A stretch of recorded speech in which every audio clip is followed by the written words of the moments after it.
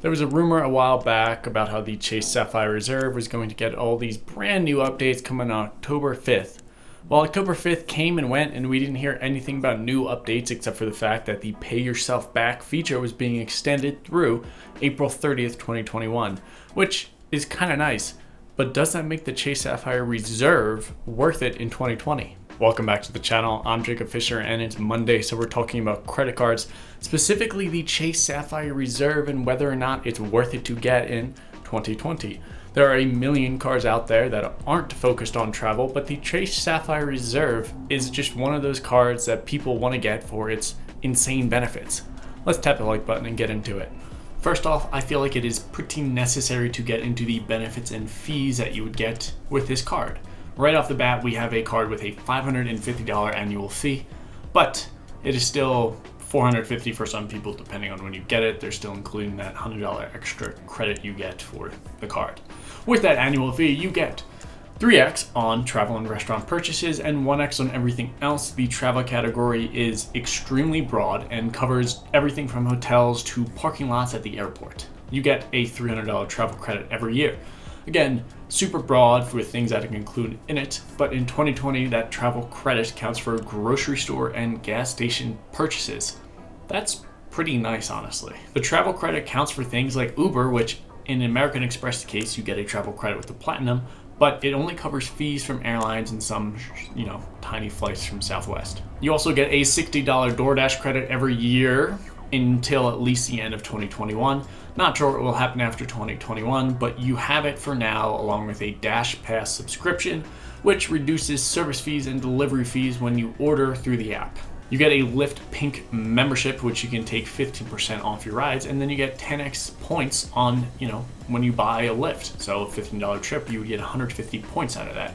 But don't worry, there's still more. You get 50% more in travel redemption, so the 50,000 bonus point offer after spending $4,000 in purchases is worth a absolute minimum of $750 towards travel, but you also have the Pay Yourself Back feature.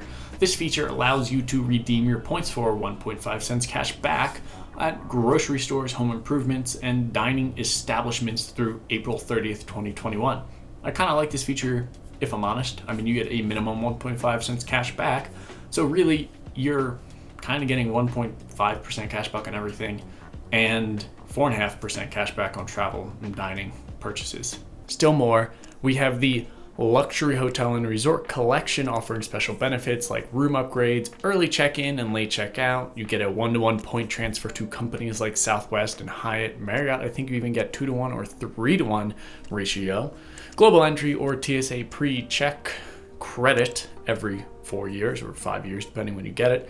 Lounge access using Priority Pass Select, trip insurance, trip delay, and primary car rental insurance. The primary car rental insurance, I think, is one of the best perks of this card and best insurances that this provides, because when you go to a place and have to rent a car, you don't need to pay that extra $20 or whatever it is for the insurance that they have. The card actually just covers it and you pay nothing.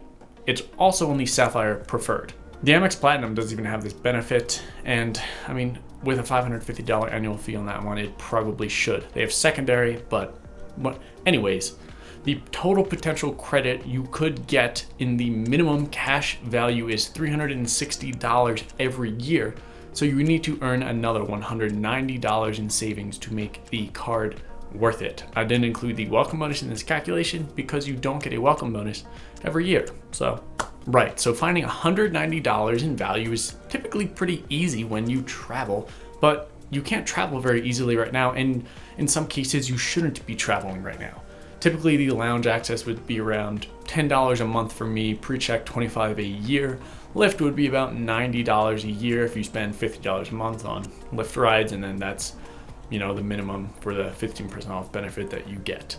That's an additional $235 in value, but I'm not spending on money in Lyft right now or the airport lounges, most of which are closed. So I lose out on that extra $210 a year. Not saying this virus is going to be around forever, but for this year, I am not gaining that value back in the card. That's just the facts of the matter. The Pay Yourself Back and statement credit counting towards groceries is nice, but I would need more benefits of the card because a $300 annual credit does nothing to reduce a $550 annual fee to less than zero, where I would make money with a credit card. So as of right now, I don't think the Sapphire Reserve is worth it, but I do think the Sapphire Preferred is worth it because of those travel partners you get within the Chase ecosystem. With a Freedom card, you cannot transfer to these travel partners, and I think that's what makes Chase the best ecosystem, because otherwise I would stick to an Amex only system because you can earn more with the Amex points on typical spending. Citi, you can also earn a lot of points, but again, I don't like their transfer partners. The other thing is, Chase added a 3x points or 3% cash back to the Freedom card for restaurant purchases, so it effectively eliminates that 3x you get on the Chase Sapphire Reserve, or at least I do, because now I get it on a card with a $0 annual fee and I get the same amount of points, so it doesn't really benefit me very much. The way to get the best dollar value out of your points, you typically have to transfer them out to other companies. There are ways to get 5 to 10 cents back depending on who you book with and what kind of time of the month and what deals you get out of it. I know I booked a $810 hotel, which sounds incredibly expensive because it is, but I booked it for 30,000 points, earning me about 2.7 cents back on my points, so it really wasn't that bad overall. That's just one personal example, and I didn't even get into the absolute best value for my points. I could have done more had I tried a bit harder. Still, it's super good, but you can always do better than me, of course. That's pretty much the only reason I need to keep a Chase Sapphire card, is so I can transfer to those partners. Next year, if things go back to normal-ish, then I can see the Chase Sapphire Reserve coming back and being worth it to get it. However, I don't think you should go out there and apply for the Reserve right now. The Preferred would be good to apply for because it has a fantastic 80,000 bonus point offer after you spend $4,000 in purchases in the first 3 months.